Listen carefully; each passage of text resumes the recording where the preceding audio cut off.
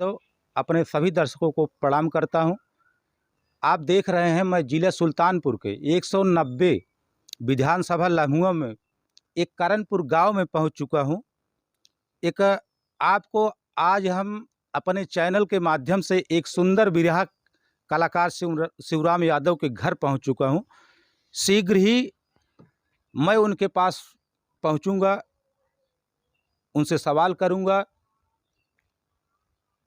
आप बने रहिए, शीघ्र ही मैं उनको आपको रूबरू करवा रहा हूं। शिवराम यादव जी, आपको हमारे चैनल में आने के लिए मैं आपको धन्यवाद देता हूं।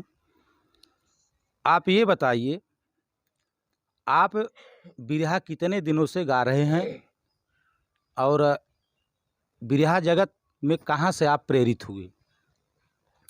बहुत बहुत धन्यवाद रविंद्र भाई, सच्ची खबर न्यूज से।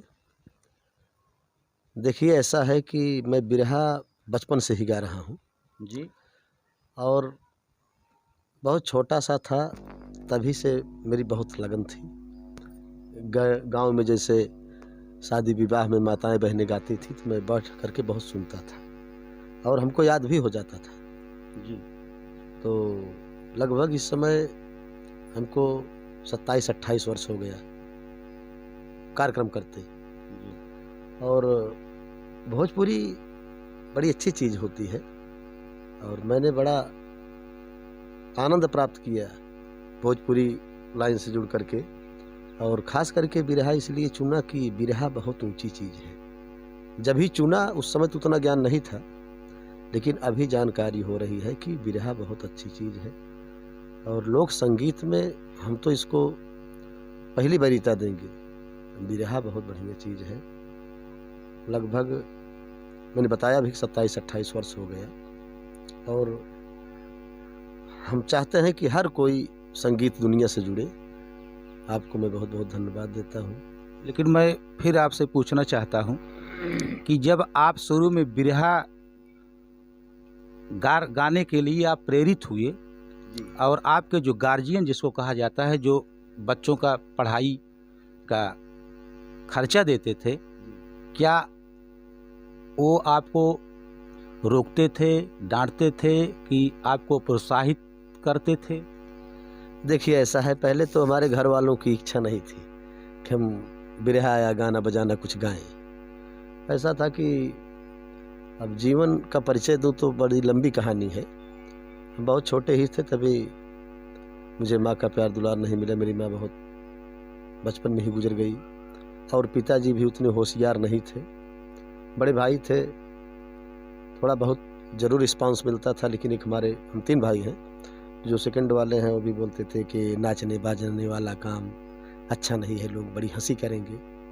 लेकिन धीरे धीरे मैंने छोड़ा नहीं, झगड़ा लड़ाई करके और कभी कभी मार भी खा जाते थे, डांटे भी पड़ती थी। चुपके चुपके जा कर के गाँव में कहीं नौटंकी होती थी, कहीं बिरहा आता था।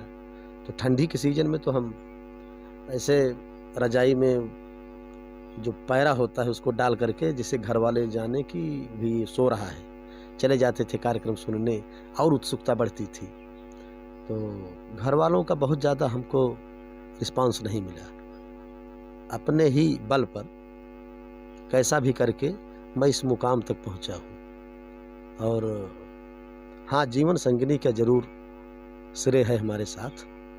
मेरी पत्नी बड़ी मदद किया है मेरी गायकी में, बड़ा सहयोग किया है।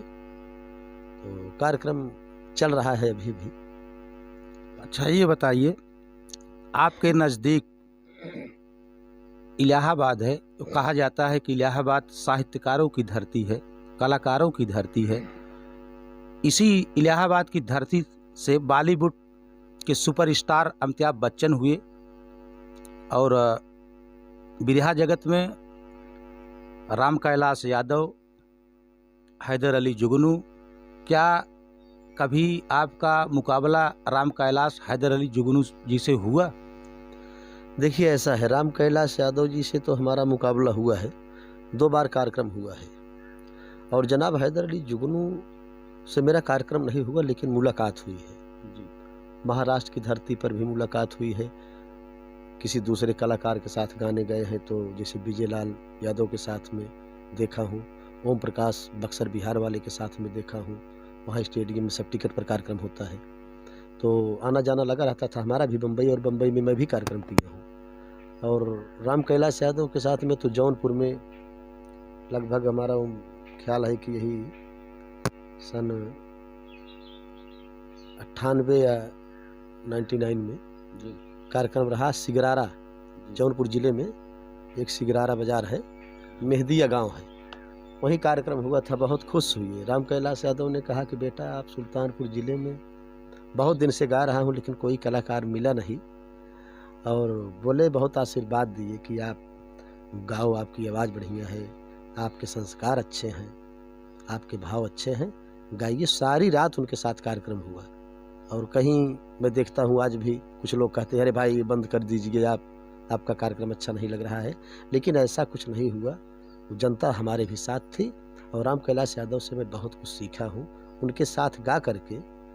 और बात रही जनाब हैदर अली जुगनू की, तो एक बड़े ही विशाल कलाकार थे, बहुत अच्छे स्तंभ थे वो। और मैं किसी की बुराई नहीं कर रहा हूँ, लेकिन जनाब हैदर अली जुगनू जी जो थे वो बहुत ही सुघर और बड़े ही परिपूर्ण, और शब्दों का खजाना था उनके पास, क्षण में रुलाना क्षण में हंसाना। और आज भी मैं स्वर्गीय जनाब हैदर अली जुगनू जी के गीतों को कुछ गाता हूँ, राम कैलाश की गीतों को भी गाता हूँ यादगार के लिए। बाकी वैसे तो हमारा अखाड़ा जो है वो गणेश घराना है, हम बनारस की धरती से मिलान करते हैं। हमारे गुरु थे स्वर्गीय रामदेव यादव जी, जो वीर रस के सम्राट कहे गए। और राम कैलाश की बात तो, और हैदर अली, तमाम कलाकार थे, कुछ नामचीन कलाकार थे। देखिए हमारा घराना रामदेव यादव गणेश घराने से, और हमने गुरु तो बना लिया रामदेव को। आप सुने होंगे अगर आप भोजपुरी से लगाव रखते हैं तो एक इंदल हरण और कर्ण अर्जुन की लड़ाई रामदेव यादव जी गाए थे। हमें वह बिरहा सुनते सुनते याद हो गया, और वही दोनों गीतें याद करके राम कैलाश की एक गीत थी लड़की लड़का का प्यार, और हैदर अली जुगनू जी का एक बिरहा था मीठी औरत। उसमें आप गाना सुने होंगे अकबर बीरबल की, उसमें कि संसार में सबसे मीठी चीज़ क्या है। आज भी मैं उस बिरहा से कुछ चीज़ें समाज में रखने का काम करता हूँ। उसी में हैदर अली की याद भी आ जाती है, उनका नाम भी आ जाता है। तो बिरहा में हम हर कलाकारों को मानते हैं जो अच्छे कलाकार होते हैं। तो मैंने वही दोनों बिरहा सुन करके, कर्ण अर्जुन की लड़ाई और इंदल हरण का बिरहा सुन करके मैंने बिरहा गाना शुरू कर दिया, कार्यक्रम बुक करना शुरू कर दिया। तब तो कहीं 100 रुपया, कहीं 150 रुपये में कार्यक्रम मिलता था, 2-5 रुपये कोई पुरस्कार दे देता था तो बड़ा नामचीन हो जाता था। तो यही है हमारे बिरहा जगत की, हमारे लोक संगीत में जुड़ने की जीवन शैली, जहाँ से मैं जुड़ा और बचपन से ही मुझे बड़ा लगाव रहा। आज भी बहुत खुश रहता हूँ, परिवार भी साथ देता है।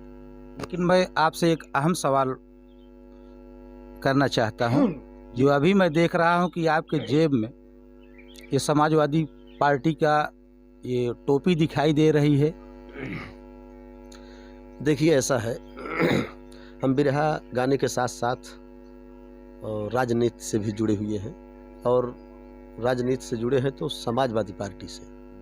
समाजवादी पार्टी से हम जुड़े हैं माननीय नेताजी मुलायम सिंह यादव जी के ही ज़माने से, जब वो मुख्यमंत्री रहे और रक्षा मंत्री भी रहे देश के। तो सर ऐसा है कि समाजवादी पार्टी में मैं यादव हूँ, माननीय मुलायम सिंह यादव हैं। तो देखिए कलाकार जातिवादी नहीं होता है, और कलाकार की कोई जात भी नहीं होती है। तो उनके विचार बड़े अच्छे थे। वो डॉक्टर राम मनोहर लोहिया के विचारों पर चलने वाले माननीय नेताजी, और डॉक्टर भीमराव अंबेडकर जी के संविधान के तहत जो अपनी बात को रखते थे, वो दायरे में रहते थे। तो ऐसे विचारधारा वाले लोगों को मैं बहुत मानता हूँ, बड़ी कदर करता हूँ। और हमारी इच्छा भी हुई कि अगर राजनीति में कहीं कुछ करना है तो समाजवादी पार्टी के साथ ही रहना है। तो समाजवादी पार्टी क्या है? समाजवादी पार्टी की सोच जो है उसमें छोटे बड़ों की बात नहीं है। समाजवादी पार्टी एक अच्छी विचारधारा की पार्टी है जिसमें छोटे बड़े सभी लोग समाजवादी पार्टी के साथ बैठ सकते हैं, रह सकते हैं, खा सकते हैं, नहा सकते हैं। इसमें कोई जाति पात का कोई भेदभाव नहीं है। और समाजवादी पार्टी से इस समय प्रेजेंट टाइम में मैं सुल्तानपुर जिले से लम्भुआ विधानसभा 190 का सांस्कृतिक प्रकोष्ठ का विधानसभा अध्यक्ष भी हूँ और पार्टी की गीत, समाजवादी पार्टी की गीत में गाता हूँ। लेकिन मैं फिर पूछना चाहूँगा, पूछता हूँ कि आपका ये बिरहा, ये रोजगार है, एक बिजनेस है, क्या और कोई पार्टी, कोई दल आपको गाने के लिए बुलाएंगे तो आप नहीं गाएंगे? गाएंगे, लेकिन पार्टी संबंधित नहीं, राजनीतिक क्षेत्र से नहीं। जैसे भारतीय जनता पार्टी है, कांग्रेस पार्टी है, बहुजन समाज पार्टी है, इन लोगों के यहाँ कोई फंक्शन हो, कोई शादी हो, कोई तिलक हो, कोई विवाह हो, तो ऐसे कार्यक्रम में हम इनके यहाँ कार्यक्रम देंगे।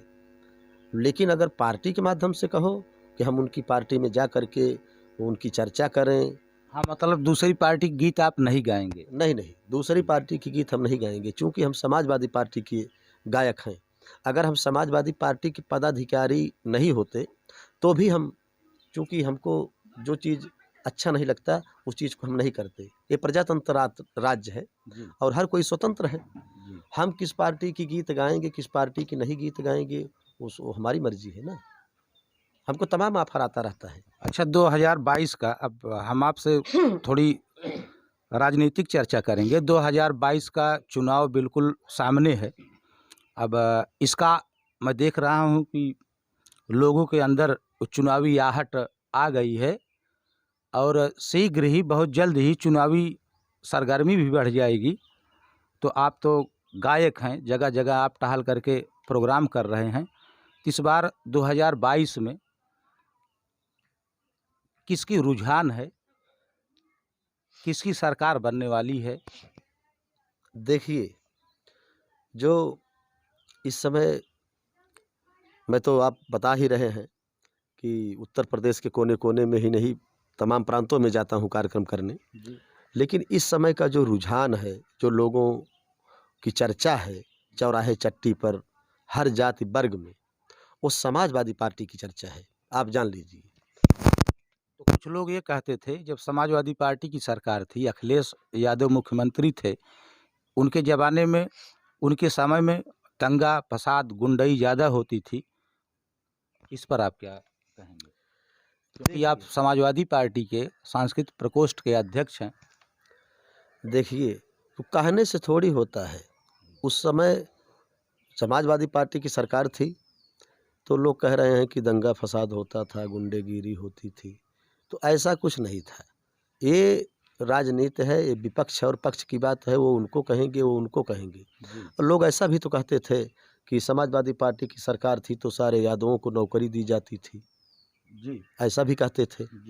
और किस जाति वर्ग के लोगों को नौकरी नहीं मिलती थी। और आज भारतीय जनता पार्टी की सरकार है तो भी यादव लोग नौकरी पा रहे हैं।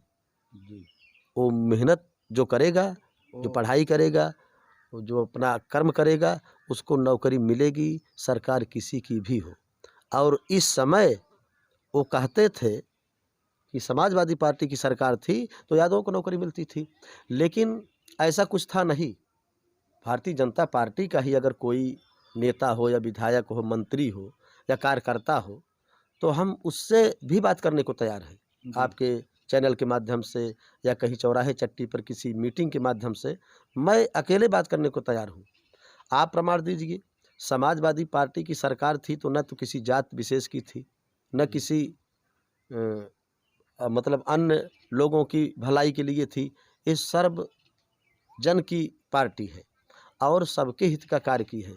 बेरोजगारी भत्ता मिला तो न तो किसी जात विशेष को मिला, कन्या विद्याधन, लैपटॉप आदि, अब इतनी योजनाएं हैं समाजवादी पार्टी की कि मैं अगर गिनाऊं तो हो सकता है आपको यहीं रात बिताना पड़ जाएगा।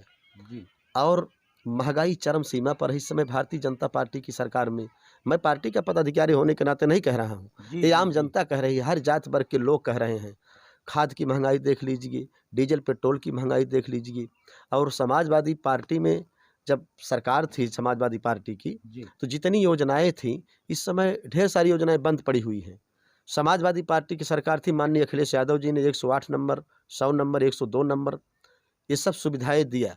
तो क्या सिर्फ यादव ही उसका लाभ ले रहे हैं? हर जाति वर्ग के लोग इसका लाभ ले रहे हैं। ये किसी व्यक्ति विशेष की बात नहीं थी। और समाजवादी पार्टी की सरकार ने हर किसी को लाभ पहुंचाने का कार्य किया है। भारतीय जनता पार्टी की सरकार आई है, अब किसान क्या करे? किसान की आय 2 गुना करने को कहे थे, ऐसा कुछ तो हुआ नहीं। और खाद हम लोग लाते हैं, किसान परेशान है, यूरिया डाई लाता है और चार्ज भी बढ़ गया है और उसका वजन भी कम हो गया है। 45 के अब तो 44 किलो ही खाद मिल रही है। डीजल पेट्रोल की महंगाई देख ही रहे हैं आप। और डीजल पेट्रोल जब महंगा होगा तो हर चीज़ महंगा होगा, आयात निर्यात तो उसी से होना है। इसलिए हम समाजवादी पार्टी की गीत गाते हैं और समाजवादी पार्टी की ही गीत गाएंगे। इसलिए भारतीय जनता पार्टी वालों ने भी हमको ऑफर किया था, प्रतापगढ़ में 2 कार्यक्रम मिला हमको। हमने कहा कि नहीं, हम कार्यक्रम नहीं करेंगे। उन्होंने कहा बता दीजिए आप कितना पैसा लोगे, जितना पैसा लोगे आपको उतना पैसा दिया जाएगा। मैंने कहा कि कोई कहता है तो कहने दो, कोई कहता है तो कहने दो, कह सकता दिन को रात नहीं। और मैं समाजवादी पार्टी का सिपाही हूँ, ईमान बेच दूँ टुकड़ों पर, यह मेरे बस की बात नहीं। ऐसा नहीं हो सकता है। मैं पैसे पे नहीं बिकने वाला हूँ। आदमी पैसा माने बहुत कुछ, लेकिन पैसा माने सब कुछ थोड़ी होता है। पत्रकार बंधु हैं आप, अब नाराज मत होइएगा। मैं अभी आपने कहा कि मैं समाजवादी पार्टी का सिपाही हूँ, मैं पैसे पे बिक नहीं सकता। तो क्या अन्य दलों के, भारतीय जनता पार्टी या कांग्रेस या बीएसपी, इन लोगों को जो सिपाही होते हैं वो पैसों पर बिक जाते हैं? हाँ, बहुत बढ़िया सवाल किए आपने। तमाम प्रमाण मिले हैं। आपकी अपनी सोच है। जी अभी देख रहे हो आप, समाजवादी पार्टी का कोई सिपाही कहीं विचलित नहीं हो रहा है। भारतीय जनता पार्टी के बड़े बड़े नेता, बड़े बड़े विधायक, मंत्री तक समाजवादी पार्टी की ज्वाइनिंग ले रहे हैं। वो पैसे पर नहीं आ रहे हैं, लेकिन विचार पर आ रहे हैं। जिनके विचार अच्छे होते हैं, उससे ज़्यादा कीमती दुनिया में कोई चीज़ नहीं होता है। पैसे की बात कहाँ से आ गई इसमें? विचार जिनके अच्छे होंगे वही सबसे कीमती चीज़ है। इसलिए मैं नहीं कह रहा हूँ कि भारतीय जनता पार्टी के लोग पैसे पर बिक जाते हैं, लेकिन अब आप समझ लीजिए कि बात पर्दे में है। जी कि इनके विचार अच्छे हैं, इसलिए उनसे ज़्यादा कीमती दिखे। और सब सारे लोग हमारे साथ जुड़े हुए हैं, समाजवादी पार्टी के साथ जुड़े हुए हैं। और माननीय अखिलेश यादव जी का इस समय जय जयकार हो रहा है। और 2022 में तो सरकार बनना तय है। उसमें कहीं से भी किंतु परंतु है ही नहीं। कोई कितना भी कुछ कर ले, कहीं कहीं लोग चर्चा करते हैं कि मशीन में अगर गड़बड़ हो गया तो, हम बताते हैं लोगों से, हमने कहा मशीन में कुछ नहीं गड़बड़ होगा। अगर ऐसा कुछ हुआ तो जन आंदोलन हो जाएगा अब की बार। जी जो रुझान है, और एग्जिट पोल भी बता रहा है जी कि हम पूर्ण बहुमत से सरकार बना रहे हैं। जी तो समाजवादी पार्टी की विचारधारा बढ़िया है। अगर आप भी, जी मैं आपसे निवेदन करूंगा कि अगर आप भी कहीं किसी और पार्टी से जुड़े हों तो समाजवादी पार्टी के सानिध्य में आप भी रहिए। हाँ, बहुत बहुत बढ़िया आपने प्रश्न हमसे किए शिवराम जी। लेकिन मैं एक पत्रकार हूँ और एक न्यूज़ से जुड़ा हूँ। मैं किसी पार्टी विशेष की बात तो नहीं कर सकता। और रही बात वोट देने की, मैं भी इस भारत का नागरिक हूँ, मतदान करूँगा, लेकिन कहाँ करूँगा ये तो मैं जान ही रहा हूँ।